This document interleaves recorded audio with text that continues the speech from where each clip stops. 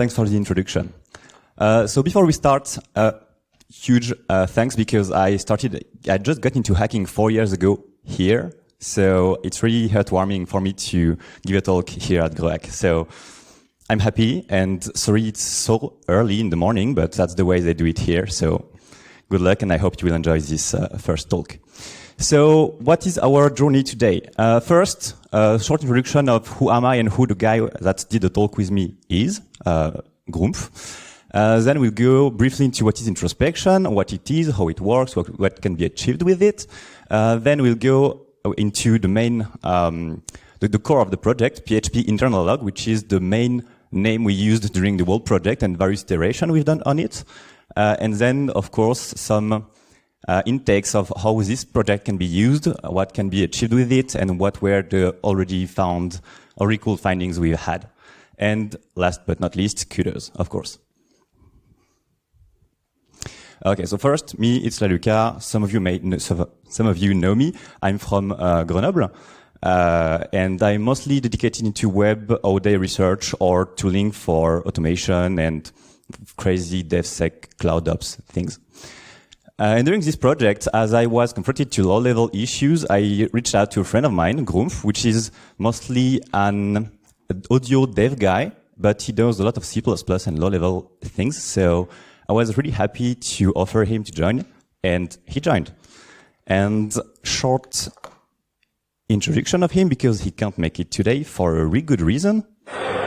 Hey you all, sorry I won't be in Grenoble in time for GreHack. I'm currently, sorry for the noise, I'm currently at the Audio DevCon in London. Have a great day in my hometown, have a great talk with Laluca. Don't hesitate to get in touch if you have any question. And have a nice GreHack and continues to hack things. Okay, so that's it, that's brief, but I was really happy that he made this, because we were two on this project, so that's really cool to give, to pay respect for the work he has done. And also, it's cool to see that we're not the only field to have conferences and things that are really active, because it's really always cool, even more on-site, to get in touch and meet new people to share projects. And it's all about this, sharing projects. Now, introspection. What is introspection? So introspection is when you ask to a language to observe itself during runtime. So it can be for functions, objects, methods, globals, everything that might be needed to see what's happening internally during a language or program execution. So a few examples. It's really close to me. A few examples we have in Python, the basics with help, dir, has attribute, type, and so on. They are pretty much equivalent in every languages. Almost every languages, because some are already not made for introspection and can't really easily self-observe them. But that's the idea. Why introspection? Because cool, you can observe yourself, but why? A few examples are the following ones. So to debugging purpose. So some of you may already use IPDB for interactive Python debugger. It's a huge time gain to be able to just spawn a shell during your runtime and get some knowledge about what is being executed. What are your current variables? What are the current issues, bottlenecks? How much time has been spent in a specific functions? Hot patch and let the code continue. Or also on Linux, there is the tool perf that can be used a lot for improving performances, see where the code is bottlenecking. And fuzzing purpose. So there is one burp infiltrator, which is a Java jar that can be pushed into your Java application you're trying to audit, and this will try to internally log every interesting or, let's say, dangerous function that can be reached. And last but not least, security checks. There are various of tools or providers that can instrument your code during runtime and be really context dependent and try to allow or block specific values. So what do we want? Know what the fuck is going on inside PHP. Said in a more classy way, we really want to log every interesting functions, every interesting parameters, their values, because we are into the offensive field. So what we want is to know what is being triggered, where, how, and by whom. And so let's go to the core. So now we'll iterate over the various versions we've done with PHP internal log. So this is our approach, our road. In Go, it was a hard road to iterate over the ideas we have and see what were the blocking points or the working points. So first, it's a completely dummy idea because we were 99% sure it will not work, but we had to test. On the left, what you can see is the main test file. So it's not exhaustive. It's just some PHP code that runs some statements, mostly dangerous statements. And I wanted to know if we're able to catch it or at least to observe it. And if no, then we failed because we want to catch code executions, requests, weird regex happening, and everything being included or evolved because that's the way you point PHP. On the top right, you can see that the very first naive iteration was by using strace and ltrace, so library or stack trace, to get some insight. So of course, this yields completely unusable results for the most part. So on the left, it's the ltrace, I think. So you see all the calls to various libraries, but not their parameters. So you know that something happened. Yeah, fine. On the right, you can see it's strace, and it's a bit better because we now can get a grasp of what's happening. We know that some arbitrary paths are being executed, are trying to be read or write, or some things are being opened on the network. We can see information about a few sockets. So that's a beginning, but definitely way too verbose for us. So that's easy to set up. That's fast enough. That's always available because that's main Linux binaries. It's just built-ins, and we have nothing to maintain. So that's the pros. But for the cons, of course, it can break because it's basically plugging a debugger into your program. And so it can have side effects. Most of the time that's okay, but it can happen. Information is too low level. We're definitely not scoping the observability to the right level because we don't care about stack address. We're just trying to pound PHP. Maybe on the second conference, you'll see that stack addresses can be useful. And of course, it's not really configurable, not flexible. You can't do much. You just log what's happening. So now for the first real iteration of PHP internal log. So the idea on the right was you can see the very first line is to use Netcat as a UDP server. And so it will just listen for every request. And then on the PHP core, so we just actually forked PHP in a really dirty way. And we pushed a UDP client into the main header. So we could call it everywhere in the code and just say, hey, this function has been called. Hey, this parameter was seen at this place. And it was a bit tedious to implement, but I'm no low-level developer, so it was messy. The way it works, we can see here, then parse parameter start and end. That's the way then, so PHP's core and backend try to unpack parameters. And what you can see just after is that we try to do some snprintf code to format the log line, and we then just push it with the macro laluca log. I was the only one in the project back then. And we just push it to the UDP server, and voila, you just log something from everywhere, even if you are in no Docker, even if you are on a remote end, it works as well. But there are a few issues with that. So of course, now we can hook pretty much everything because we are doing C and PHP is coded in C, so everything can be done. It logs useful stuff because it logs only the things we want it to log. And so we are not splitting no more, and it's UDP, so you just flush it away. There is no sin ACK or whatever. You just send data and pray for it to arrive on time. For the cons now, hooking everything is painful because you have to code printf, try to unpack, try to analyze, try to make some switch statement every time you want to log a single functions. And it's PHP, so dangerous functions are hundreds, legends.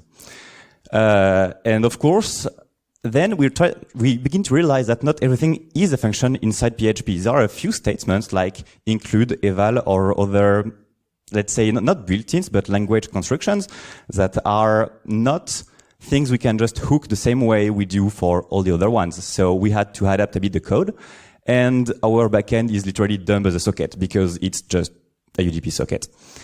And of course, for threads, as it's UDP, we've had issues like two log lines being long at the same time, so it's completely unusable content, something you can't parse. And we had to recompile every time a change has to be made, and that's pretty slow. Now for the second iteration, that's one suggestion I've had for my former company, which was to use Xdebug and try to build on top of tools that are already existing in the community, mostly for PHP developers. I want to debug and troubleshoot their programs. So it's fairly set up to install. You can see a few one-liners or code snippets to have it set up in no time. And this can be used in two main ways. The first one is to use it as a debugger, like interactive. You just wait for it. You just ask Xdebug to wait for you to connect, or you ask it to connect back, and you can interactively edit variables, read them, and so on. Or there is the second mode, that is the trace mode, and you can just ask to Xdebug. That is, in the end, just side.so library that you ask him to log everything it can see, or just a few things like just function names or just parameters values. You can tweak it a bit, but not so much. That's the sample output, so you know everything that is happening under the hood. You can see every PHP statement, which file, which line, how much time it took, what are the parameters when they enter the functions, what is the return value. You have pretty much everything, but we are still lacking a few things, like what if you're trying to open a file that does not exist, or some auto-loading on the lower level. Then we'll begin to miss some information, but we are targeting PHP, so that's good enough for now. But it's slow. It's so slow. Like, for the main issues we've had, I tried to edit some specific part of Magento 2, and Magento 2 is generating its CSS files with PHP. And one single GET request made a dump of 20 gigs, and that's huge. And so to gain some speed, I was placing all the output of Xdebug inside dev SHM on Linux. For those that don't know, it's just a shared memory segment that is in RAM. This means that by one single request, I wrote 20 gigs in my RAM. And of course, I ran 2 requests. And my computer just shut down. It just was dying, freezing. That's a fail. But that's already really useful because we log everything that can be used. We log things in a way that can be parsed, even if it's not perfect. It's portable because you can build this library for various environments, so that's really convenient. And it's fast-ish to set up. It's really okay if you have the right snippets, but back then there was a transition between the version 2 and 3. The documentation was not really up to date, so it was a bit tedious to set up, but okay in the end. Just a sec.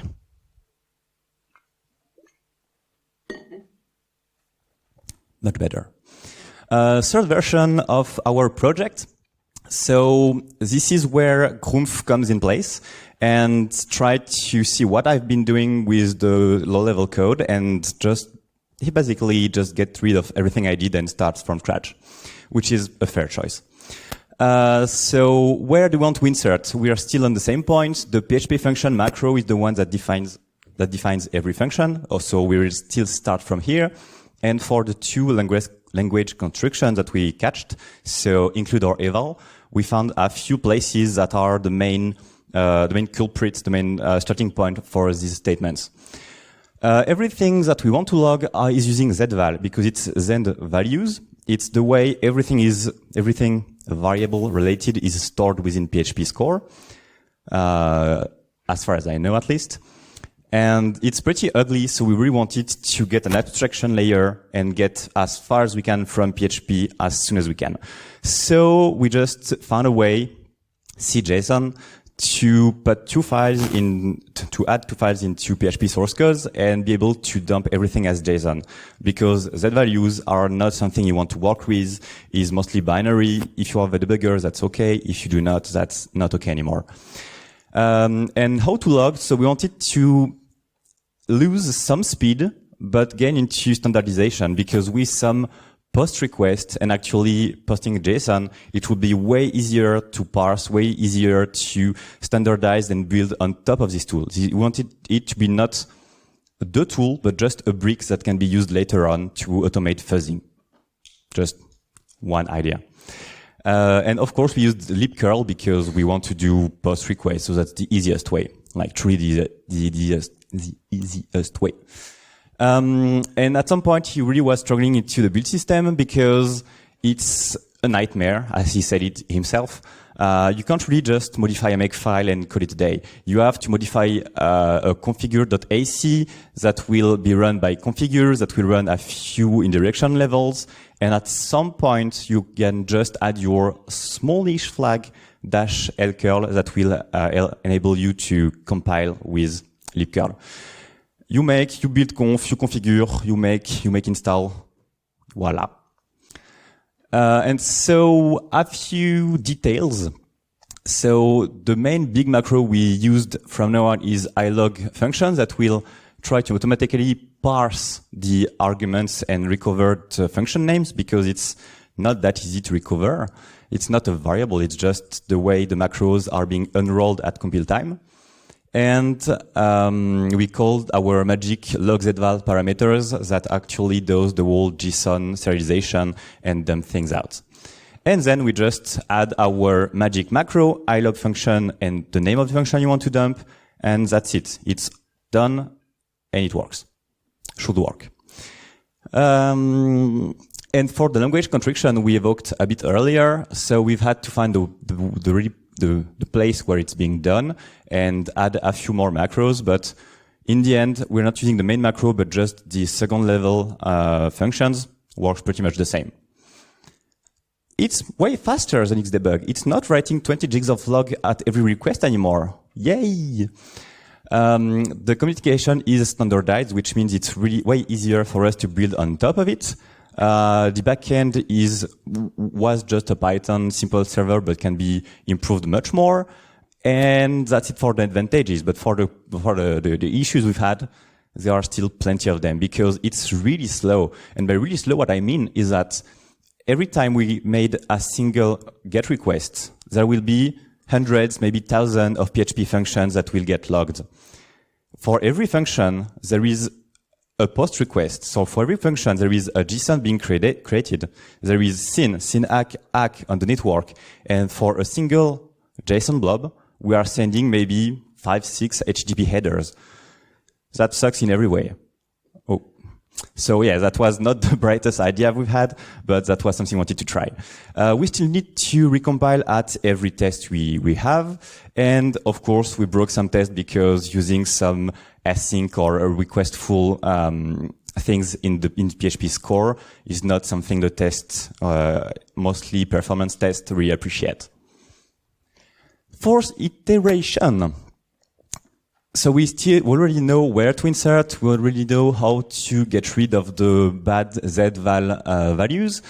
Now we want to gain some speed because we have the feature, but we lack the performance. So trying to use some threading, of course, it helped. So we chose libpthread because it's just one really battle-tested library.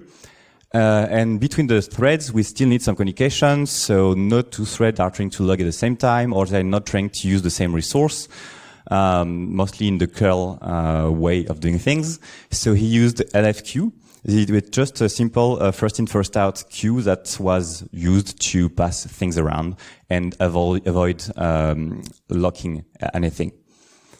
Then we still had to init and join, find places to init and join for the threads. So the main idea here was to not read code. We just place the debugger, run it, ask it to start at the first functions, and voila, we just picked the main file from here. And same for the shutdown. There is a PHP SAPI shutdown, so it's really convenient to have all threads waiting there. Because if we were not waiting for every log line to be sent before shutting down and waiting for threads, then what happens is that you will lose a lot of information because nothing has been sent yet, and you're already shutting down your PHP backend. we wanted to improve speed again. So this time we got rid of TCP and HTTP and got rid of post. So we pretty much unthreaded everything we've done. But we can just now use either STD or the IDP, the UDP client again. But this time we still keep the JSON formatting. We just send a length, the JSON, a length, JSON. And as long as there is no desynchronization, we're good, and that's really efficient. And for the libs, same as previously, we just add the flag LP threads to be able to compile. So he used atomic values to have things that work across threads. We can see that the left queue is being initialized, then we create the threads, and of course, finally, we do wait for them to finish to have our beloved values. It's way faster. Finally, we have some things that can be worked with, that can be fuzzed for a web environment. Of course, for a binary fuzzing, that definitely would not be enough. We do not rely on libcurl anymore, so it's a bit lighter as well. The threading makes it more flexible, and we don't have sentences that are all mixed up, so that's way better. And we fixed the test. Pretty much all the tests, not all of them. We still need to compile every time and just get used to it because we have no other choice for now. It's still quite tedious to configure. We made some changes in place so we can read a JSON blob somewhere to know where we log things, or if we write them to std out or stdr or another file. But still, it's still a bit of work. We still have broken tests, and of course we still miss a lot of features because we still need to place the PHP the ilog function macro everywhere we want to log. So for the missing feature part, there is always a trade-off we have to choose. You either automate, and of course you will catch way more than what you need, or you do it manually and you will catch only what you need, but at the cost of spending a lot of time picking the right places. So that's the current state of the project. We just released it a few weeks ago, actually. So this talk was already given at Rumparen, but don't worry for the few ones that were already there because there is a few things been added. And so now here comes a new challenger because that's the way we've had the project so far. And at some point I go to the Stack conference. So it's not concurrent at this point. It's just friendly talks, friendly conferences. And I give a small ramp with the current state of the project. Back then it was the first UDP iteration. And some guy, Eloa, says, yeah, but like, your project is cool and on, but how is it different from Suoshin? And I was like, different from what? What? Yeah, that's nice, but is it different from Snufflepagus? Like, yeah, what? So that was really cringy for me, but that's the way you learn new things. And so I just tried to see what Snufflepagus does, how it works, who supports it, who maintains it, and I was not really convinced yet. And a few days later, I meet Newsoft, and we just chat. And he tells me, hey, I know Snufflepagus, because I tell him about my stories, about my lack of understanding on what it is and how it works. And he's like, yeah, you really should try to give it a look again and dig deeper because this is nice. And he knows the maintainer, and he is nice. And now I know Gvoisin, the maintainer, and he's nice. So that's the way it goes. Snufflepagus is a way for you to sideload one .so, so once again a shared library. And this can be used to instrument PHP bytecode by placing a few log lines. It's already there. It's already really stable. You can really easily try to play with it because this is not like Xdebug with tons of flag. You just run the few quick starts and you're all good to play with. So that's really convenient. And you can log, block, filter, have regex on every function, values and everything. So that's just a tremendous work that has been done there. So we should have dig deeper before trying to code in PHP or C. And of course, that's really cool that conference exists and ramps exist and people ask questions later. And you can interact and just be aware that cool project exists without trying to recode everything from scratch every time.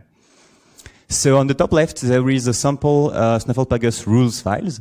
So you can say, Snufflepagus, disable this function, the function name. You can sometimes use macros. The parameters, because you might want to block conditionally whether a parameter is present or not, or depending on the name of the parameter or its value. And drop. Drop means that you will basically drop the support of this function.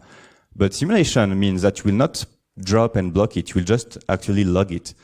So this tool is initially a blue team tool. But by using this blue team tool in our research project, we are able to log every dangerous function that can get called. And of course, if we are able to know how to call a dangerous function, it's win-win for us.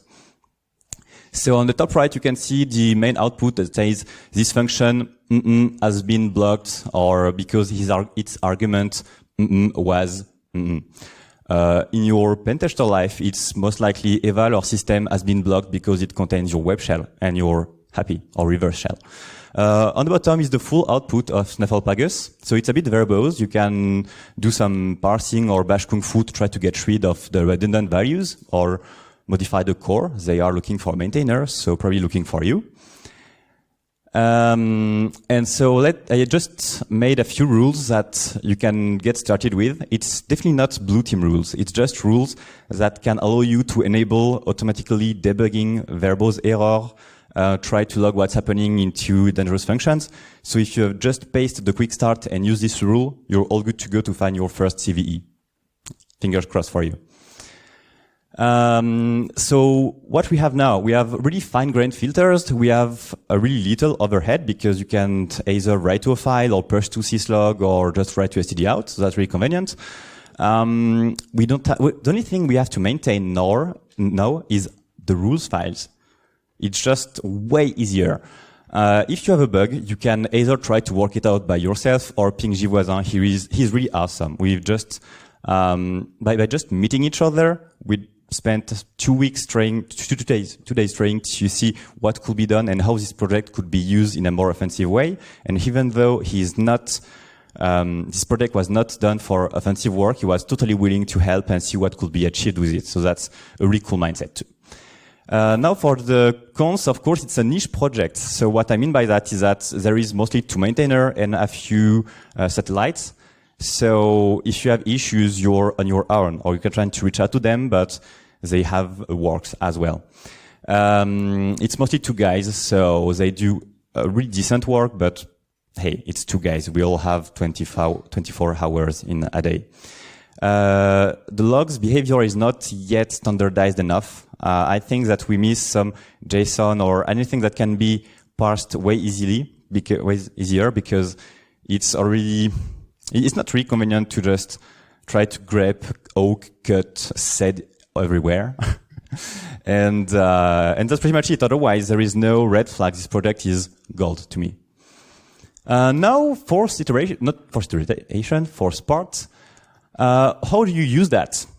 It's simple. You just set up Snufflepagus, set up PHP with the way you prefer, and then you try to find, fuzz, crawl, mine parameters, try to cover as much code path as you can, because everything that will be triggered will be logged, and you're just one grep command away to have your main issues.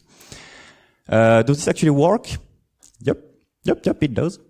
So it helped me to recover various WordPress plugin issues. So I was just taking small diffs and trying to fuzz it and see if the main CVE or issue was catched by the logs. It was. From March Courrier, it worked as well. SPIP, of course. And some custom tests, but you will see that in a few months, I hope. And so we just applied what we just explained. So we try to log every function that is related to things on the network or in the file system or on code constructs. And when it rings, that's just one. That's just game over for them. So what I really advise is to set up a fuzzer to use canary values, just a really well-known pattern that you can detect even if it's modified slightly. That way you can just have a real-time logs extraction, and if something triggers, you just stop your research, you're done. Unless you want to be exhaustive, but Okay, so this was actually from the talk 1001 RCE Tale of Exploitation. So that's the first real issue that was found using this methodology. So it was with PEEP and it's a post-auth execution. But what I really like about this one is that it was a blind RCE. First, I was just trying if the ideas we had while working with internalog.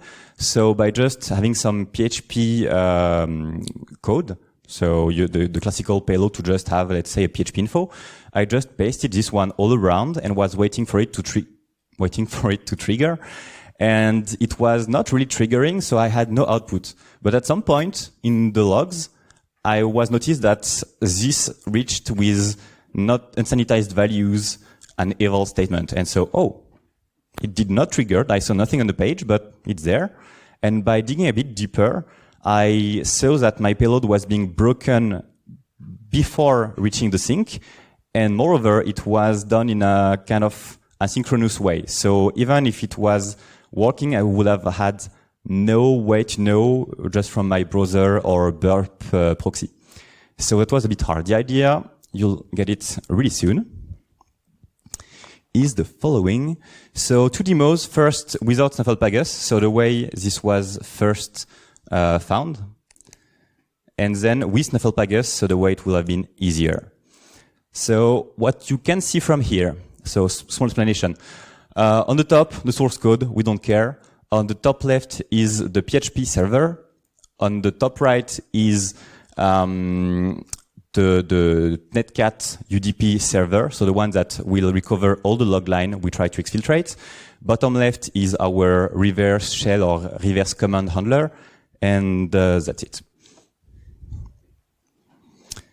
So we just set up an article with our payload, we save. So far you saw, I missed it.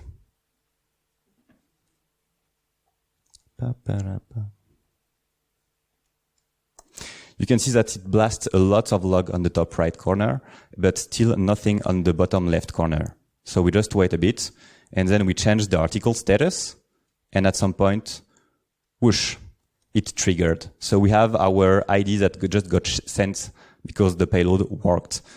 And what you can see on the top right, so here, zoomed in, is that, okay, we had some includes happening, then we've had some eval statements, and here my payload was first broken, so that's why it did not trigger. But nonetheless, I was able to notice that something odd was going on here. And just later on, the last line, you see that system got executed, but because this time the payload is not broken anymore. And voila, remote code execution, whoosh.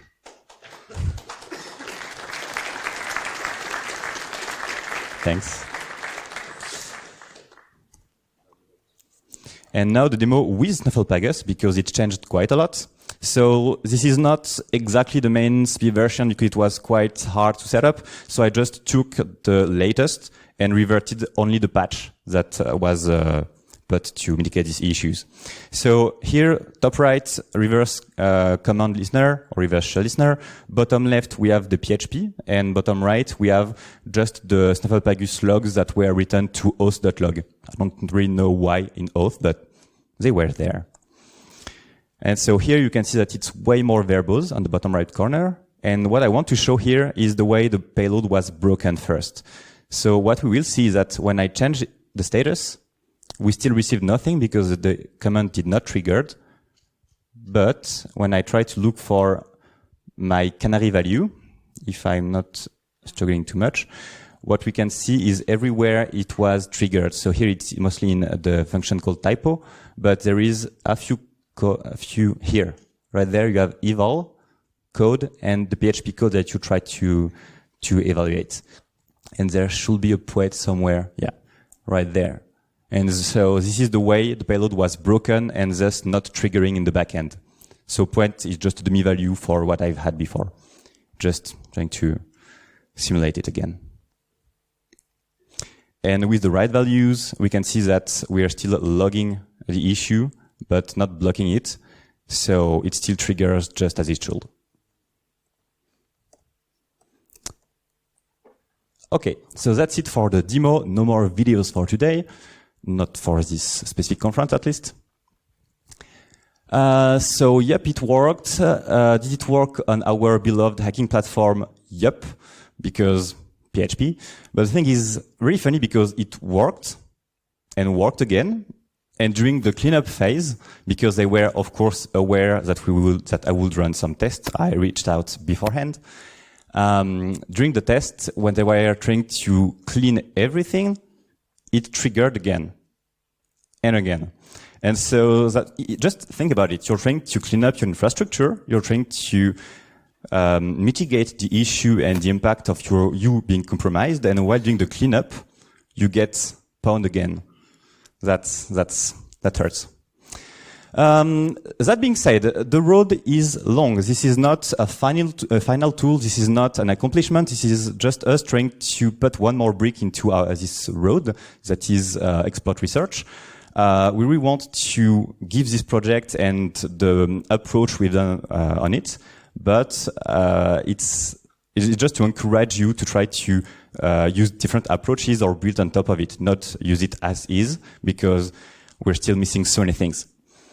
And of course, we are playing with some coolish PSP frameworks, but at some point we will not know that there is more tooling, and not only mine, but way more tools that are being developed. Of course, we'll try to attack way more hardened PHP backends. Kudos. So who do we thank today? First, Eloi that asked, hey, is it different from Suocean? Because that's the igniter of this research. Then, of course, Dustri.org, so Gilles Voisin for maintaining Snufflepagus.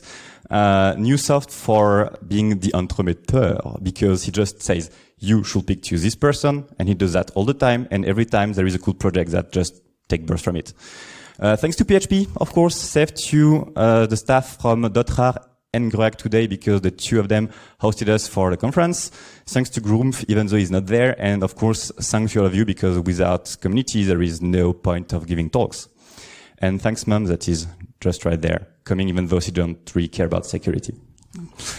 That's it. If you have any question, I'm more than happy to answer any of them. Thank you very much.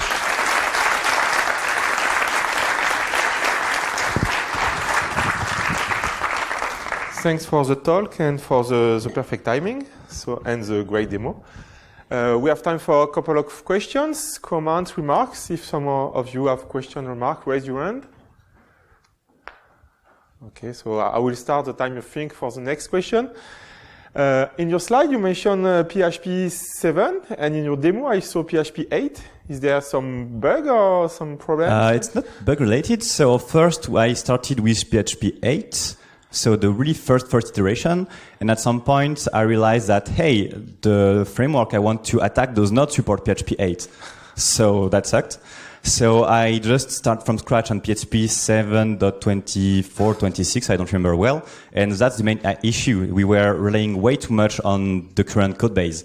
This is why the Snufflepagus approach is way better, because you just siloed something and you take into account for all the code you publish, the version switch and the dependency issues, so it can work on even legacy. As far as I know, Snufflepagus works up to from PHP 5 to 8. And so the demo with Snufflepagus has been done on PHP 8, because that's the latest I installed. And the one for PHP internal log are all using 7 dot something, because that's where we tweaked the code base. Okay, thank you. Other question, comments? Don't be shy. We have the great opportunity to be all in the same room. Raise your hand up. Yes, the first row. Thank you. Hello. Thank you for your work. All the time you try to log to a distant server. Why this choice, and why not directly logging into a file? I work a lot with asynchronous tasks. So if I work inside a Docker, I could try to have a custom setup to share a volume. That will definitely work. But sometimes I want to have many furthers running on the cloud at the same time. So if they can just all exfiltrate their findings at the same place, and I can have one single point of triage, that's way more convenient. And when you use the Snufflepagus, did you try to have this asynchronous tasks to work or no? Yep, actually Snufflepagus already supports syslog, and with some specific configuration you can have them pushed with TCP, UDP, or pretty much any other protocol you like. Thank you. My pleasure. Time for more questions, comments? Okay, so I maybe have a last one, because I'm curious, you try many tools, and for you, which one is the most useful to make an attack in all the tools you used? What do you mean among the tool? I mean, it's the same tool with various versions of it. Yeah, but each time you change this version of this piece of, I don't know, to curl or to do something else, each time you change different stuff. We see in the first part of your talk you have many improvements, and you change and you discover new tools and something like that. So which one for you is the best one to use? To my opinion, the best tool is the one you master. So there is no best tool. I used to have a really dummy fuzzer for web requests. It was really doing things in a simpler, really naive way. But as I made the whole code base, I was able to change everything at the right place when I needed to. So even though if it's not the perfect tool at all, like it was actually not that great, but if you're able to tweak it at the right time in no time, then you can adapt it to every framework or specific use case, and it's a huge time gain. So make your own tools and build stuff. Yeah. So thank you. I think it's a good conclusion. Thank you, Laluca.